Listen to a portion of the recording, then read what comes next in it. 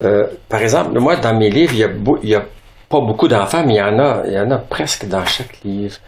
Et il y a peut-être l'an passé, j'étais dans ma voiture et j'ai entendu une interview à la radio.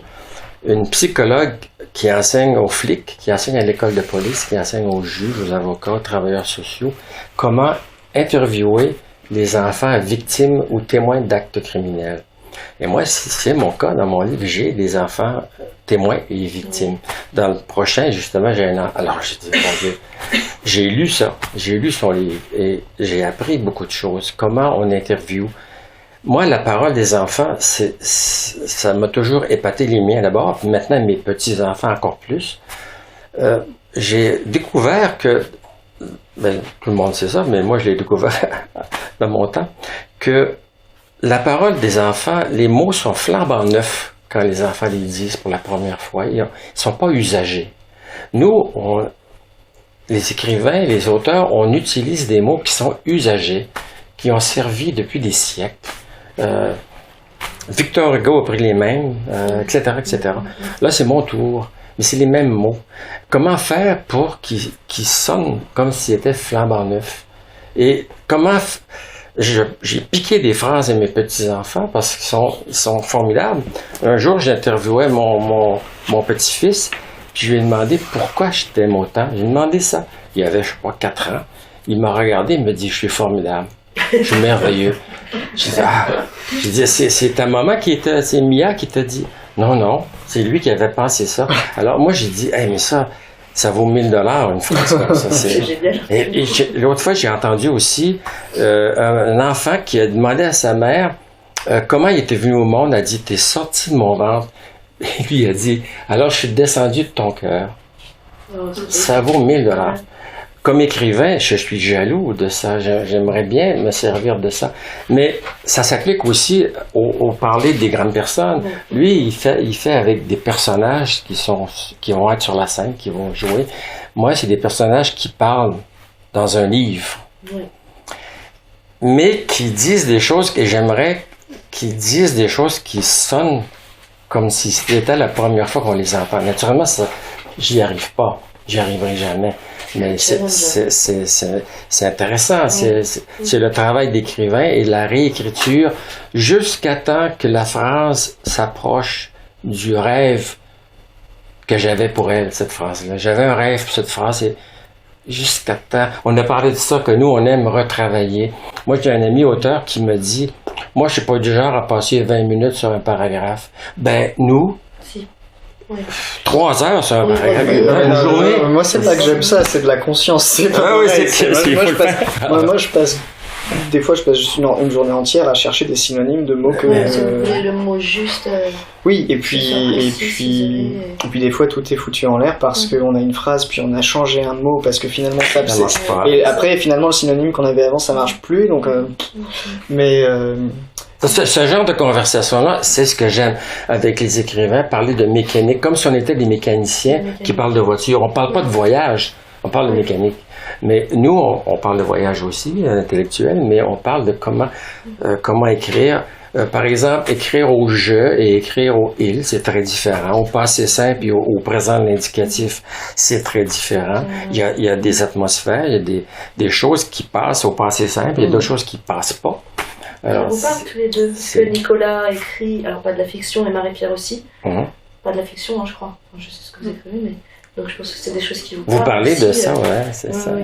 On parle jamais de ça finalement, mais ça peut transparaître dans des échanges de textes parfois, comme ce matin, je te dis, il y a un truc, donc oui, on comprend ce travail qui est vraiment long, difficile, laborieux, mais qui est c'est le travail de l'écrivain, c'est de travailler. Moi, je rencontre des étudiants dans des écoles, puis je leur demande qu'est-ce que ça prend pour faire un bon livre. Ils me disent toute une bonne histoire. Ben oui, ok, coche, une belle histoire. Des beaux personnages. Ok, let's go. Une intrigue. Ok. Puis là, on décline. Puis là, on va arriver à l'amour. Ok, mais plus tard. Au sexe, peut-être. Ben peut-être. Mais si on en a besoin. Ok, on coche. Puis là, je leur demande, mais quoi d'autre? Alors, ça s'arrête là. Mais ça prend des mots, chers amis. Les livres sont faits avec des mots. La langue. C'est la langue et les mots. On est des travailleurs des mots. Et comme dit Joanne, c'est pas n'importe lequel. Il peut chercher toute la journée son synonyme. Le dictionnaire des synonymes, c'est le plus grand ami de l'écrivain. Parce que non seulement on peut trouver le synonyme qui fait vraiment qui fait l'affaire, le bon boulon qui répare la bonne pièce, mais dans mon cas, quand je cherche un synonyme, parce que je m'aperçois que j'ai le même mot 3 fois dans le même paragraphe, ben, en cherchant les synonymes, ça m'amène ailleurs. Et tu dis, mais ça, c'est une bien meilleure idée. Ce mot-là représente... Ça fait évoluer tout le reste de Oui, alors, on rejette ce qu'on vient d'écrire, puis là, on part sur une autre voie, parce qu'il y a un mot qu'on a trouvé qui nous amène ailleurs. Ça rafraîchit l'imaginaire. C'est puis, il y a aussi un enjeu avec cette histoire de synonyme, c'est, des fois, on va devoir choisir entre le mot qui va être le plus... juste en termes de définition et de ce qu'on veut raconter, mais des fois on va devoir tricher et choisir un mot qui va peut-être fonctionner plus avec la métaphore qu'on est en train de tisser ou de filer, exactement. Ou à l'inverse choisir un mot qui va détonner pour créer un effet différent. Et ça, ça peut durer des heures, des jours même, en fonction de... Parce qu'il faut faire le choix, et c'est ça le plus difficile, c'est de faire le choix de ce qu'on veut appuyer dans telle réplique, telle tirade, et puis, quelle surprise on veut créer, ou est-ce qu'on la crée pas finalement? Est-ce que créer une surprise dans une tirade, une métaphore filée, un peu longue, un peu jolie, créer une surprise ou un choc, est-ce que c'est une bonne idée ou pas? Est-ce que ça va la gâcher? Est-ce que la gâcher, on l'assume parce que ça peut faire partie aussi de la suite? Enfin bref, c'est des questions c'est de construction aussi. C'est pas juste une question de vocabulaire ou de construction. Mais c'est vrai que pour moi c'est très important ça. Mes brouillons sont toujours avec des grands traits, puis hop, 12 mots, puis hop, un autre trait après, puis la suite de la phrase, puis encore un autre trait pour mettre 12 mots. C'est intéressant parfois d'avoir des expositions d'écrivains et d'avoir accès à leurs manuscrits. Mon Dieu, oui. C'est génial parfois de voir comment ils ont fait. Ou que c'est totalement torturé. Et donc toujours à la main? Bon, non, moi, j'ai un ordinateur. Moi, ça dépend. En général, les premières... Oui, en général à la main au début. Après, je remets à l'ordinateur parce que la mise en page m'aide beaucoup à concevoir l'objet aussi. Ouais. Mais par contre, il y a toujours des moments où juste la page de traitement de texte me rend fou. Donc j'imprime et j'écris sur le papier. Enfin, j'ai besoin du support papier. Moi, le premier livre que j'ai écrit, c'est par coquetterie, mais c'est un peu infantile, mais c'est pas grave, ça me gêne pas de le dire. J'ai publié quelques poètes, donc j'avais un logiciel de mise en page, Quark Express. Et puis que tout le monde j'ai du mal à le lâcher. Il est cher un peu en tout cas. Mais alors mon premier livre, mon manuscrit était fait dans Quark Express. C'est complètement enfantin de faire ça, c'est ridicule. Mais on avait puis savez-vous ce que j'avais fait? J'avais copié la mise en page de Gallimard avec les mêmes marges, la même fonte, la même espacement. Ça vous a donné un support.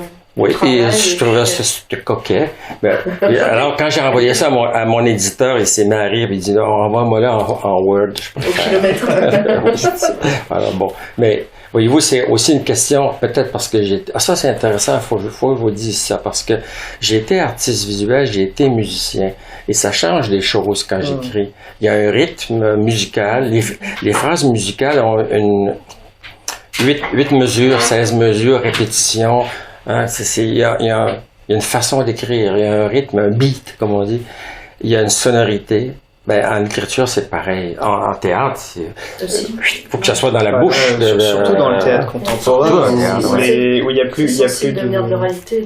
Ouais.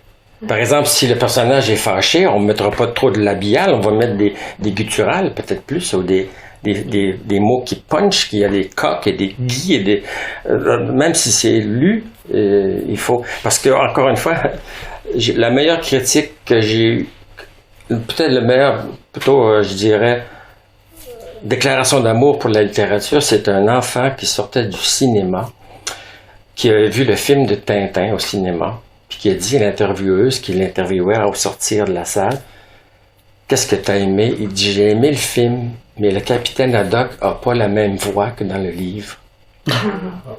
Bravo, ça veut dire que le livre est formidable. Et c'est ça qu'il faut retrouver. Au théâtre, c'est sûr que c'est parler.